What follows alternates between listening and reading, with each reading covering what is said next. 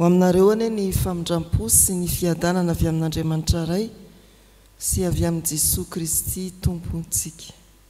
Ny salamo 9 no iarahantsika mamaky, andininy voalohany hatramin'ny 5 isika rehetra ary ny 7 dia vakiany ny mpitarika. Salamo 9 andininy voalohany hatramin'ny 5, ny 7 vakiany ny mpitarika. Mitsanganary anome voninahitra an'Andriamanitra isika. Hoy ny mpanao salamo amin'ny anaran'ny Tompo: Jehovah Tomponay io, endre ny voninahitra ny anaranao amin'ny tany rehetra, nataonao eny amin'ny lanitra ny voninahitrao. Avy amin'ny vavany ankizy madinika sy minono nanorenanao hery noho ny mpandrafy anao, mba hampanginanao ny fahavalo izay tahamaly ratsy. Raha jereko ny lanitrao izay asan'ny rantsan-tananao sy ny volana mankitana izay noforononao, inona moa ny olona no ahatsiarovanao azy, ary ny zanak'olombelona no hamanginao azy? Fa efa nataonao ambany kely no Andriamanitra izy, ary efa nosatroanao voninahitra sy fiandrianana. Jehovah Tomponay io, endre ny voninahitra ny anaranao amin'ny tany rehetra. Amen. Hivavaka isika. Mideranao zay Andriamanitra, fa ny tanamairinao sy ny sandry nainjitrao, ny tantana ho anay nandritra ity taona ity, ka ametrahanao anay ato anatin'izao famaraparana ny advento sy herinandro ny krismasy izao. Misaotra fa mahery ianao, tsara ianao sady mpanao ny tsara. Misaotra anao koa ny amin'ny nanomezanao anay ny andro maro ny fandimby, na hafanay natanteraka ny asa, ary mbola hiomana anay ankehitriny amin'ny krismasy. Matoky izahay fa eto ianao la mandinika ny vo sy ny fo, ary efa mahatsinjo anay na dia vao niala tany amin'ny tokantranonay azy izahay, mba tsy hahatonga izao fiombonam-bavaka izao ho fivoriana roaroam-paharatsiana, dia aoka ianao hamela ny fahadisoanay, tsy anisa ny elokay. Andray anay ampitiavana ato an-tranonao, ka nonona aminay indray ny teny hoe: matoky anaka, voavela ny elokao. Eto koa ianao hampianatra anay, hampiorina anay amin'ny finoana amin'ny alalan'ny soratra masina hovakiana sy ny teny hotoriana. Eny ampitomboy fahavononana hanetry teny izahay. Amin'ny anaranao Jesosy Kristy. Amen. Luka 7 ny andininy 9 hatramin'ny 10.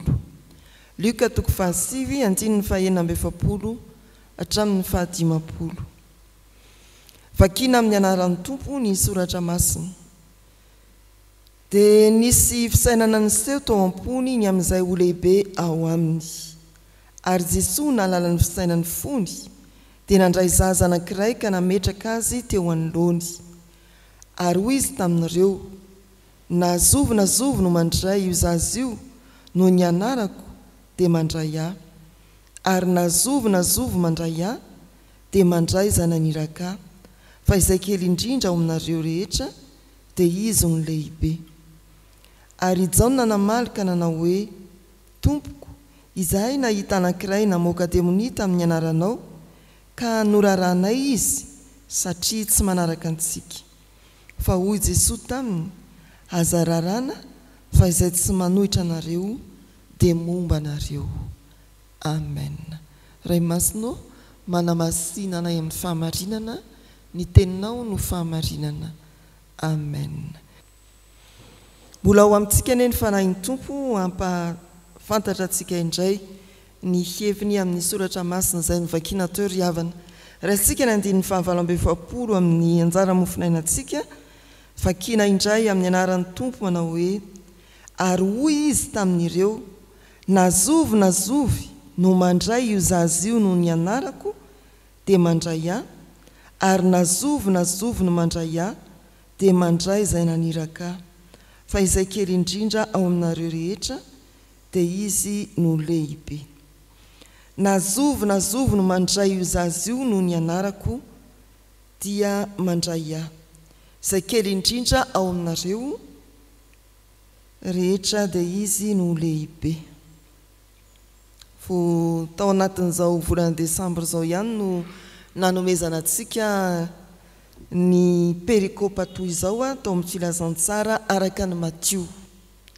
Fampianaran'ny tompo vokatry ny fitadiavana izay ho lehibe teo amin'ny mpianatra. Raha tsy ahivina dia taoriana ny nanekeny Petera azy na nanonany Petera azy ho Kristy zanak'Andriamanitra, nilazany na hafatesany, ny fiovantare tao an-tendrombohitra, ny fahasitranyilay demoniaka, fahagagana ho an'ny olona rehetra, famerenan'i Jesosy ny filazany ny hafatesany indray. Izany resaka momban'izay ho lehibe izany. Mpianatra eo anatrehan'ny lazany Jesosy, eo anatrehan'ny lazany fikambanana misy azy ireo, ary tamin'ny ilazany Jesosy hoe ho amin'ny fahafatesany amin'ny azy fijaliana no anjo azy, dia nieritreritra ny hoe iza zany no hitarika an'ity fikambanana malaza feno fahombiazany ity. Eo ny 7:7 masy dia misy filazana rehefa sitran'ilay demoniaka, filazana manao hoe dia talanjona izy rehetra noho ny fiandrianan'Andriamanitra. Izy ary no hitondra an'izao fanjakana feno fiandrianan'Andriamanitra, fanehoana ny herin'Andriamanitra izao raha ho faty Jesosy. Ny fampianarana etin'i Jesosy dia fandraisana zaza anankiray napetraka ho talaky-maso teo anoloan'ny mpianatra, ary nilazany hoe nazovy mandray io zaza io amin'ny anarako dia mandray ahy, fa ny kely indrindra aminareo rehetra dia izy no lehibe. Mbola ao anatin'ny vanim-potoana fiomanana Krismasy tsika ry havana, ary sitomina ny fo sy ny fanahintsika fiangonana hiandrona amin'ny lohahevitra hoe manetritena ny mpindro, mampianatra fanetretena ny tompo ka mampitodika antsika amin'ny manodidina izay tsy voajery, fandraisana ny kely, fandraisana ny malemy, ary fandraisana an'i Jesosy Kristy. Fandraisana ny kely, fahaiza manetritena zany. Ny tontolo ny taonjato voalohany izay nisy an'izao soratra liko izao sy misy ny toe-javatra no tantaraina, dia tontolo tena tsy nieritreritra ny zaza amam-behivavy, tontolo tsy nanome lanja ny zaza sy ny ankizy. Fa ankehitriny moa dia voizina ny hoe zon'ny zaza tsy azo kapohana, eny anaovana teny mahery, tena omena lanja zany ankizy zaza zany ankehitriny. Fa tamin'ny andron'i Jesosy dia ireo kely tsy mba mamindro, ireo nailika, ireo tsy nisaina olona akory. Raha teo lehibe ianao dia tsy maintsy mbola manatratra ny taonany lehibe, tsy maintsy mbola hanakatra ny fisainany lehibe, tsy maintsy mbola hilahatra amin'ny lehibe toanao. Tompo dia mampianatra hoe tsy izany ny fahalebiazana, fa ny kely indrindra aminareo rehetra no ho lehibe. Mifanohitra tanteraka amin'ny fampianaran'izao tontolo izao ny tontolo nisy an'i Jesosy tamin'izany ny fampianarany. Raha te ho lehibe, hevitry ny tompo, ny mamaika dia tsy hoe ho lehibe ao amin'ilay vondrona misy ny tena, fa ny hijerena sy handraisana ny manodidina tsy fantatr'olona akory. Raha te ho lehibe ho ny tompo, tsy ny vondrona misy anao ny mahamaiky, fa ny manodidina izay tsy voajery ny rehetra. Ilay kely najoron'ny tompo anoloana ny mpianatra, ilay natao tsinotsinona, ilay tsy noheverina. Raha te ho lehibe zany ny fiangonana, tsy hoe ionkonina fotsiny atao anatiny ato dia iza no mpitarika, iza no filohan'ny sampana, fa hijery ny manodidina izay tsy mba voajery ny fiarahamonina. Izany no mahalehibe. Raha teo lehibe ny olona anankiray dia tsy hevitra ny orinasany fotsiny na nitokantranony ihany na ny sekoly tantanany na ny fiarahamonina izay nametrahana azy mba ho tompona andraikitra, fa raha teo lehibe dia mahavita manitsatra ny fijeriny ary indrindra mahatsinjo izay tsy voajery ny hafakory. Izany no atao hoe lehibe. Dia amin'izao fiomanana krismasy zao ry havana, mianara ao amin'i Jesosy Kristy ilay zazakely tonga hijery an'izao tontolo izao. Tsy nijanona tamin'ny voninahiny tao amin'ny lanitra izy, na dia efa lehibe tao amin'ny fanjakan'Andriamanitra azy, fa nidina hijery an'izao tontolo izao. Mbola ndrakofa ny fahotana, mbola miaina ao anatin'ny aizina. Tsy nijanona tamin'ny fahazavana mamirapiratra tany an-danitra izy, fa nidina teto amin'izao tontolo izao. Izany lay lehibe sy mpanjaka amin'ny tany. Mahajery mihoatra no izay voajery ny olona, mahatsinjo an'izay ataon'ny olona tsinotsinona. Fanetretena, jereo ny manodidina, jereo ireo olona tsy voajery ny hafa. Fa raisokoa ny malemy. Ny zaza dia endriky ny fahalemena, endriky ny fahatsotsana, endriky ny mahatsinotsinona, endriky ny tsy fahaleovatena fiankinan-doha. Jereo reny olona reny raha teo lehibe. Izay ilay zazakely izay napetraky ny tompo teo anoloan'ny mpianatra, miantso i Jesosy, miantso fanetretena mba hijerena ny malemy, mba hijerena ireo miankin-doha, mba hijerena ireo tsy mahavita tena. Asain'i Jesosy mijery an'izany ny mpianatra teo lehibe. Ary tsy izany ihany fa mandrefy ny tenany, manaiky hitovy amin'ireo marefy sy malemy ireo. Raha tsy izay mantsy dia tsy ho hainy mandray azy tahaka ny Jesosy ihany. Izy ilay feno fahamasinana nandray ny mpanota. Tahaka ny Jesosy ihany, izy ilay mahery nandray ny malemy. Dia izany ny ampianarin'i Jesosy ny mpianatra eto raha nametraka zaza teo anoloan'ny mpianatra izy. Asain'i Jesosy mandray ny refy ny malemy. Asain'i Jesosy maka ny fahalemeny ny malemy ny mpianatra. Inona moa zany? Fanekena iainga amin'ny refy voalohany. Manomboa amin'ny aotra indray. Ny fanomboana amin'ny aotra dia ara-baiboly. Any amin'ny Genesis toko voalohany, te hametraka zavatra vaovao ny tompo, dia niainga tamin'ny tsy misy endrika sady foana. Raha ny amin'ny Zakaria sy Elizabeta, dia niainga tamin'ny tsy fisiana ny zanaka, nitoko tamin'ny tenin'Andriamanitra. Izay ilay fiangana feno fanetretena ry havana. Miverina aotra indray ny fiainana. Miverina eo amin'ny fanomboana miaraka amin'ny fanetretena. Tsarovy fa tsy misy mihitsy hoe fandrefesana dia hanomboka any amin'ny efatra. Atombohy amin'ny efatra ary mpanjaitra, diso ny zaitranao. Fa manomboka amin'ny aotra. Mandraisa ny malemy. Makany rehefa farany ambany indrindra mba hafanao mandroso bebe kokoa. Ary miaraka amin'ny Jesosy zany ry havana dia tonga amin'ny refy ambony indrindra. Miainga amin'ny kely, tonga amin'ny lehibe. Misy ny olona dia teo fatadaza avy hatrany. Dia mahavita ny tsy tokony atao satria te halaza. Tatsika ny amin'ny tambajotra sosialy ihany vao manaiky fotsiny ianao, anao pompiny 400 amin'ny lalambe dia efa malaza ianao zay. Tanany mivoakesy dia manaova pompiny 400. Vetivety ianao dia malaza eto Isoraka. Amin'izao faraparany taona izao. Misy olona te halaza, manao zavatra tsy tokony atao, fa ny fampianaran'i Jesosy dia ny hoe raha te ho lehibe ianao, manomboa amin'ny aotra.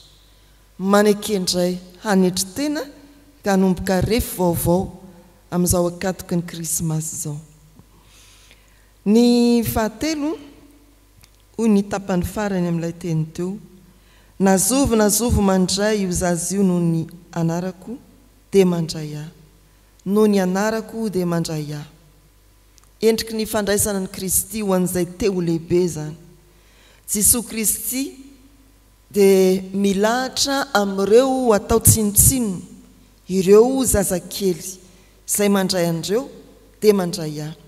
Ny fandraisana ny Jesosy koa zany no antoka mahalehibe anao eo amin'ny fiainanao, eo amin'ny fiarahamonina misy anao. Betsaka ny lehibe, fa tsy mbola lehibe ao amin'ny Kristy, lehibe ao amin'ny tenany ihany. Izy no mametraka ny fahalehibiazany, fa mbola tsy nandray ny Kristy ilay lehibe izy. Inona ny vokany? Dia manjary fahefana sandoka no entiny miasa ka mampikoroso ny manodidina azy. Inona ny vokany? Raha lehibe ao amin'ny tenany ihany na mahalehibe ny tenany fotsiny ny zanak'olombelona, dia fitantanana manjavozavo ka mampietra zany. Inona koa ny vokany? Fifehezana mamoritra, tsy mba mampivelatra ny hafa na mampandroso, fa mamoritra. Izany lay lehibe, tsy mbola nandray ny fahalehibiazan'ny Kristy. Riavana malala rehetra amin'ny tompo, aza mieritreritra hoe ny sehatra lehibe toa an'izao tontolo izao, na ny firenena na ny tanàna, no isin'izany lehibe amin'ny tenan'izany. Fa jereo ny isa-tokantrano mety misy atsika, lehibe amin'ny tenany ray mpianakaviana dia manao didiko fe lehibe, mamoritra ny vady aman-janaka, mikombonao, tsy afaka mandroso, tsy afaka mitombo na dia amin'ny fanoloran-tena azy. Lehibe amin'ny tenany ny ray aman-dreny ao amin'ny ankonana dia manapatra fahefana amin'ny zanaka ary amin'ireny atao hoe mpiara-miasa ao an-trano reny. Fa tsy izany isika kristianina, raha tena lehibe isika, mitantana ny tokantranontsika miaraka amin'ny Kristy ilay lehibe antsika, dia tsy mba endrika toy izany no ahitana ny tokantranontsika kristianina. Tsy mba endrika toy izany no iainana amin'ny orinasa misy atsika, na tantantsika, na ny anjara ndraikitsika sy ny manodidina atsika. Fa endrika feno fisondrotana, feno fivelarana, ary misy fifaliana.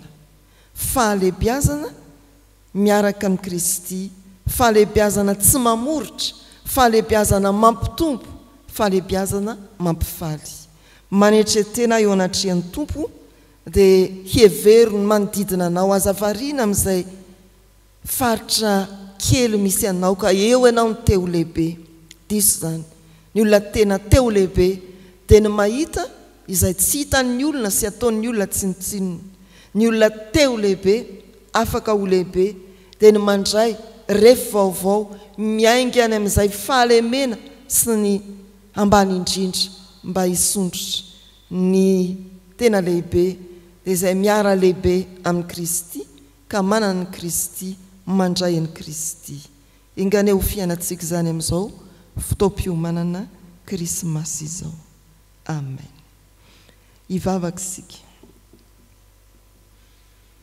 Tompo, misaotra anao no ny teny mampianatra, mampatsiaza efa nolazainao ihany. Amin'ny maha olombelona anay, te handrombaka fahefana izahay, te ho lehibe izahay, fa diso hevitra satria ny fahalehibiazanay dia no heverinay miorina amin'izay faritra kely misy anay ihany, ankonana, toeram-piasana, fiarahamonina, fa hay ny tena lehibe dia ny olona mahay mijery ny tsy hitan'ny hafa, mahay mitsinjo ireo atao tsinotsinona. Ny tena lehibe dia ny olona vonina hiaingy amin'ny refy farany ambany hanetry-tena, mba hanana fisondrotana hampiariary ny voninahitra.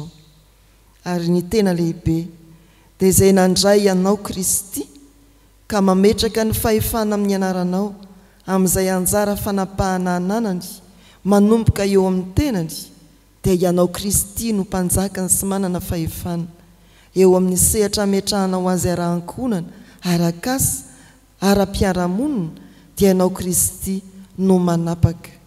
Jesosy, hianatra aminao izahay, ary andeha araka ny sitraponao izahay iomana amin'izao krismasy zao anana fanetretena ankasitrahany eo masonao fa tsy njovy ny dianay amin'ity tontolo andro ity amin'ireo fandaharam-potoana efa nivelarinay no tany sainay taminao ampio izahay amin'ny fikasana sy ny fanaovana ary aoka izay araka ny sitraponao mba ampiariariana ny voninahitrao amin'ny fahombiazana omena ho anay aoka kosa izay tsy araka ny sitraponao tompo tsy ho tanterakay na ho sainay akory raha mialeto izahay dia mino tompo fa eo ambany masonao koa ny fiainanay ary ankohonana tononay aminao izy ireny tsirairay avy vady aman-janaka zoky na zandry dia ny mpiaramonina aminay ho atokantrano ireo mpiara-miasa mpanampy anay amin'ny raharaha samihafa tompo mba samy anaiky ny fahefanao izahay ary anetry tena hiara-nomboka fiainam-baovao aminao Kristy apetraka eo ampelatananao koa ny firenenay ny fiangonanao mba ho fiangonana mahery amin'izay rehetra atao ary mazava amin'izay rehetra atao dia ho lehibe eto amin'ity zao tontolo zao ity ny fanjakanao Andriamanitra tambatray ny vavakay amin'ny nampianarinao manao hoe rainay izay ny an-danitra ho amasinina ane ny anaranao ho tonga ane ny fanjakanao atao ane ny sitraponao ety an-tany ho taky niny an-danitra meo anay io izay nasahaza anay ary mamelany elokay tahaky ny namelanay izay meloka taminay aza mitondra anay amin'ny fakapanahy manafahanay amin'ny raty anao ny fanjakana sy ny hery ary ny voninahitra mandrakizay amen ho tanterahany tompo aminareo ane ny tsodranoizay tononona amin'ny anarany hitahy anareo ane ny tompo ka hiaro anareo hampamirapiratra ny tavany aminareo ane ny tompo ka mindra fo aminareo anandratra ny tavany aminareo ny tompo hanome anareo fiadanana mandihana amin'ny fanetretena amen